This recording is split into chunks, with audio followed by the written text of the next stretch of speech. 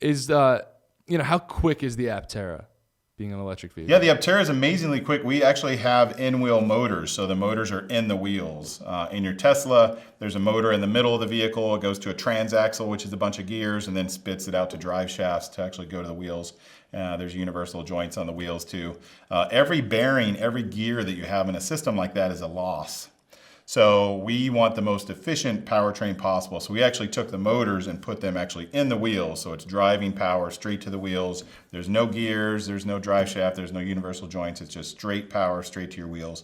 What that does, it gives you a lot of torque too, because our motors are a lot bigger. So we have amazing acceleration times, 0 to 60 in 3.5 seconds, for a vehicle that you can get for, under $30,000. There's no combustion, there's no vehicle you can buy for under $30,000 that has that kind of acceleration. So we think we're in a really unique class where we're not only the most efficient vehicle in the world, but it's also not a slouch. It'll hang with the Teslas, it'll hang with other vehicles out there. Certainly faster than my Bolt. I mean, it's faster. I drive a Porsche Panamera, and I believe it's like 4 seconds, 0 to 60. Yeah. It's not the souped up one though, but. So if you were sitting at a stoplight and a spaceship pulled up next to you, you would expect it to be faster than you. I'm not going to race it. That's what you'd expect. But I think your point about driving is exact, because people, the first time they drive an electric car, and then after they own one for a while, you become addicted to this sort of instantaneous response. Like, everything is working right. You get in a friend's car, your spouse's car, and it's a gas vehicle. It feels like there's a rubber band connected from your foot, to the. Yeah. That is what it feels like.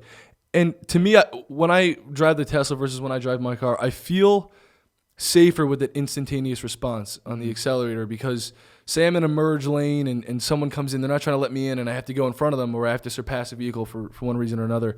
I can do that as I think about it. With a gas car, it's like in my car, I sometimes will press the gas to try to get in front of someone or get myself out of something, and there's a second or two of delay, and sometimes at highway speeds, like a second is a lot. It's a lot of distance. So, like, I do feel safer in Ethan's electric car because of that, and I want to get into the safety of the Aptera, because that was like one of the first questions that came up in my mind. Is I watched this video, and before you got to the part where you explain the vehicle safety, I was so curious. I was like, everything I've ever heard about a 3-wheeled vehicle has been that, they're dangerous. You hear about Can-Ams and stuff. They're very closely related to motorcycles. And how does this compare to other 3-wheeled vehicles as far as safety goes?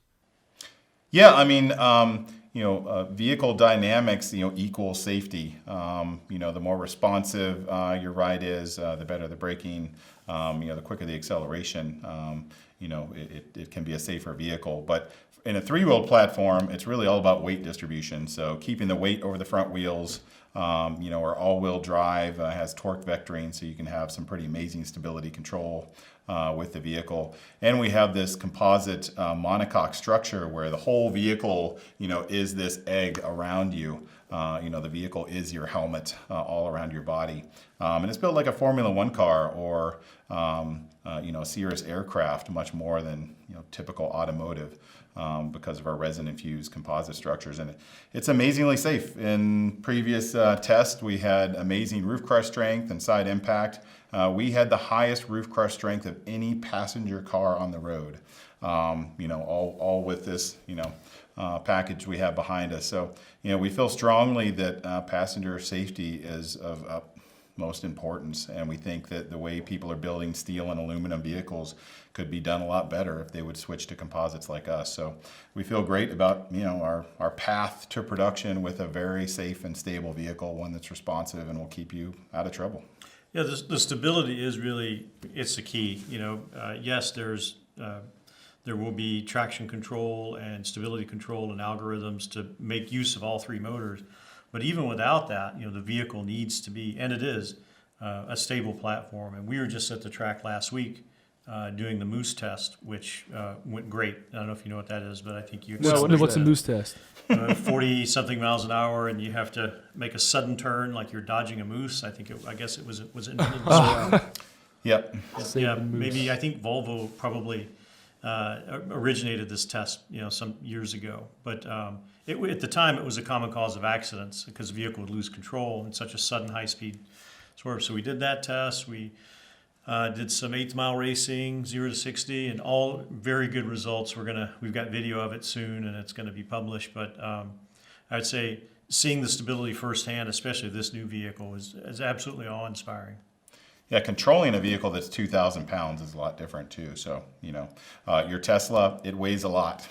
So, having the vehicle dynamics in something that weighs so much is a lot more of a challenge. So our lightweight chassis, our composite structures, we have airbags just like typical passenger cars. So, we think we've got a great mix for people to make them feel safe and in control when they're driving the Aptera. But because it's the use of composites, it does allow us to build more structure than we'd be able to with a steel car with less weight. So, and the fact that we only have 3 wheels instead of 4, so there's less weight, there's lower drag. Lower drag means that there's less energy needed. Less energy means there's less batteries or fewer batteries needed. And so it's like a waterfall effect. You can stop at shorter distances. Your brakes don't have to be as big. You're only moving around 1,700, 1,800 pounds versus 5,000 pounds in your electric car. Yeah. Yeah. So yeah, it's all about the weight and efficiency that makes it safe too.